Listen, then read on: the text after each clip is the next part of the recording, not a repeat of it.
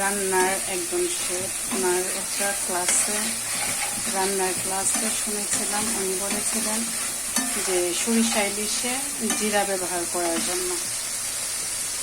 আমরা কিন্তু মূলত সরিষা ইলিশে জিরা ব্যবহার করি না, তবে উনি বলেছিলেন একদম কম হালকা পরিমাণে কাঁচা জিরা বাটা সরিষা ইলিশে ব্যবহার করার জন্য, তাহলে নাকি অনেক টেস্টি হয়।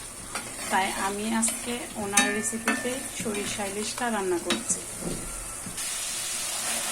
আসলে সব রকমভাবে রেসিপিগুলো একটু ট্রাই করে দেখা দরকার যে আসলে কোনটাতে টেস্ট বেশি। তার জন্য আজকের এই রেসিপিটা।